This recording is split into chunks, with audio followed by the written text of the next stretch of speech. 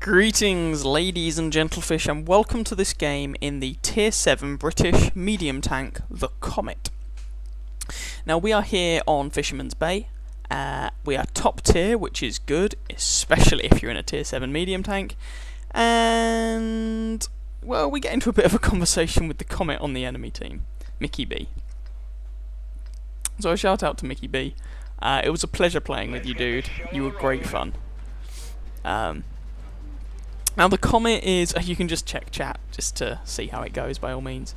The Comet, I must confess, when I first played this tank, I wasn't particularly impressed with it. I thought it was just a kind of slow Cromwell a tier higher. But, especially when you get the top turret, you start to, well, it starts to come alive a little bit. So I think comparing this to the Cromwell at tier 6 is an unfair comparison because they're completely different machines. Despite the fact that they have similar guns and similar armour, certainly on the hull, and similar engines and all this jazz, and one follows on from the other, etc, etc, I really don't think the two tanks play in a similar fashion. The better comparison, in my opinion, is that if you think of this as a tier 7 Easy 8 Sherman. So for those that don't know, the Sherman Easy 8 is one of two tier 6 American medium tanks. It's the one, so you have the Sherman Jumbo, which basically plays like a pocket heavy tank, good armour, and then you have the Easy 8, which is more your traditional medium tank. And they both get, to the best of my knowledge, 12 degrees of gun depression.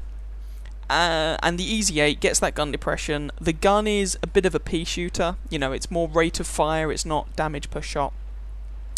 Although it's not very accurate, but apart from that, it's kind of sort of similar to the 77mm on the Comet. You've got that great gun depression, you have armour that you can't rely upon, but will occasionally bounce a shot here or there, especially on the turret. Ooh, Churchill.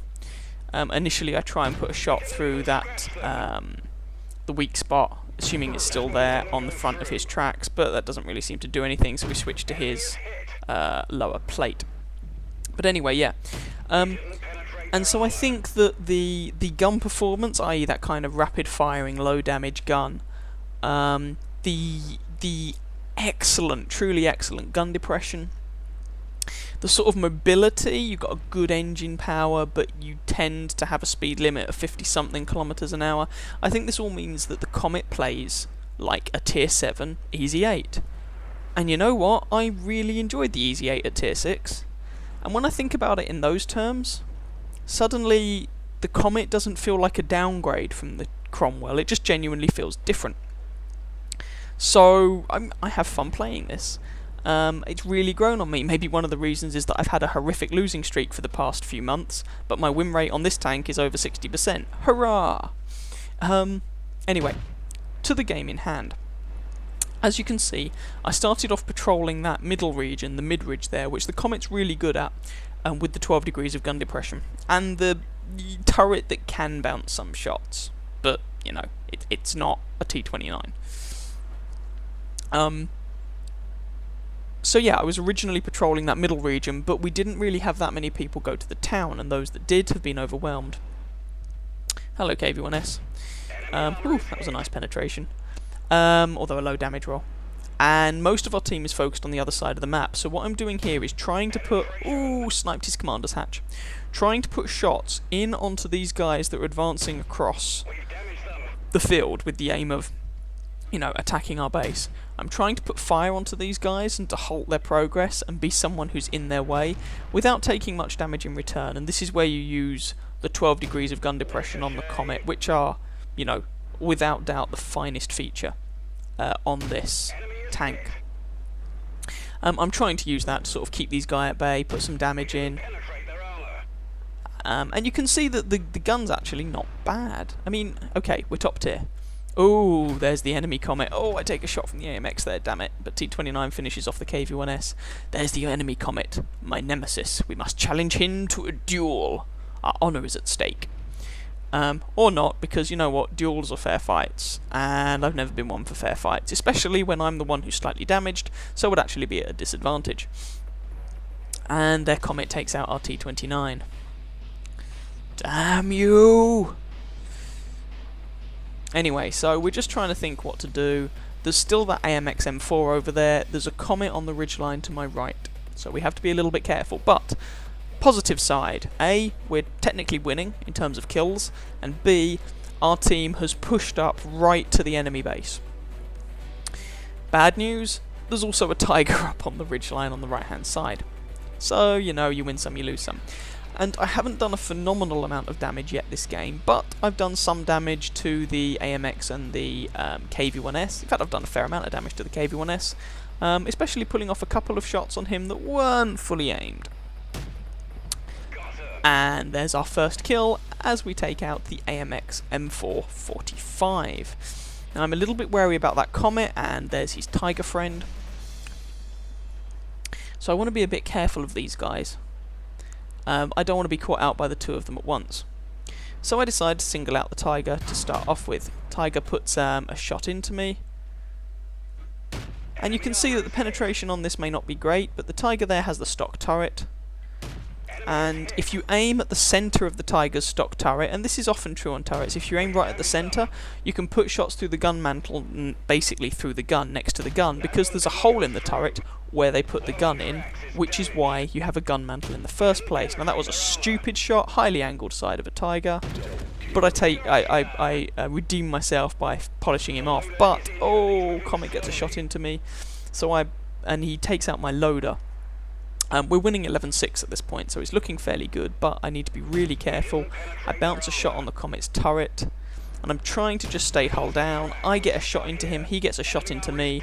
You know, I've previously put my loader back. I repair my tracks because I do not want to be sitting in front of a Comet when I'm tracked.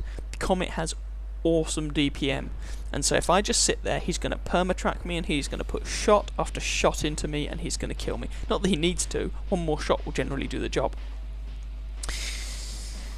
Now, I find cover behind this KV-1S because I really don't want to just be killed by this Comet. He is my nemesis, and I must win. But I am not an honourable gentleman. I am perfectly happy for my allies to punch him in the face first. Now, the Comet's not exposing much of his tank to me right at the moment. I didn't mean to auto-lock there. And so I don't really have an effective shot, but IS puts a shot into him, and then I just finish him off. And he sees the funny side, bless him. So big shout out to you, Mickey B, in the Comet. You were great fun to play with, or play against, I should say. And he says, sweet shot. Well, thank you very much, dude. And oh god, there's a Cheeto. Oh, I put a shot into him, which kills him. He puts a shot into me, which doesn't quite do enough damage to take me out. I had the HP to take that shot most of the time, and on that occasion I did. So, I am on 4 kills, which is fairly nice.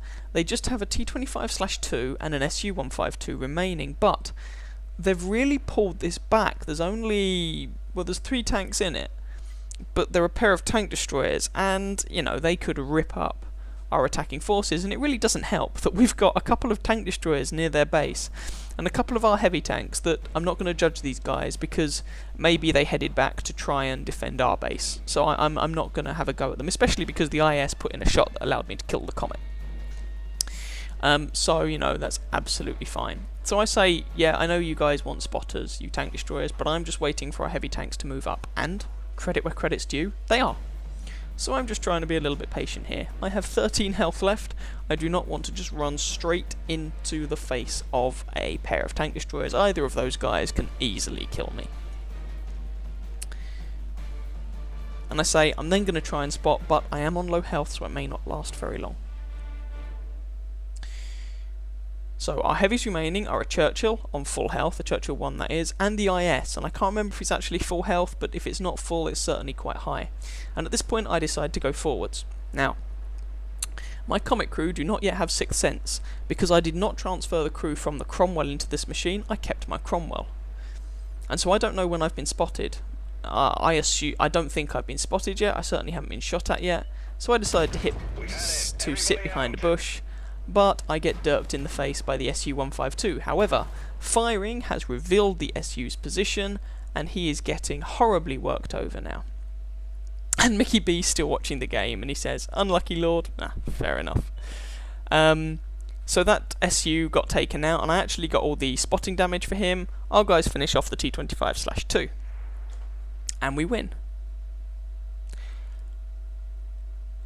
And you know what? That was a fun game. I enjoyed that. And as it turns out, when you look at the post-battle results screens, I need to get a shout out for our Stug 3, Tier 5 tank destroyer, Tier 7 game. He got the highest damage on our team, over 2,000 of it, which is really good going. Now, he didn't get the highest XP on our team because he wasn't spotting for himself, but he got really good damage score, so well done to that Stug driver. I ended up getting something like 1,600, 1,700 damage, and first class mastery. Now, why did I get that? I was shooting, you know, same tier and lower tier tanks. Well, I also got something like 16 or 1,700 assistance damage. Helped no small amount by the assistance damage I got on that SU-152 right at the end, so my sacrifice was not in vain, which was really nice to see. Anyway, that was a really fun game in the Comet. I enjoyed myself playing against the other Comet driver, Mickey B.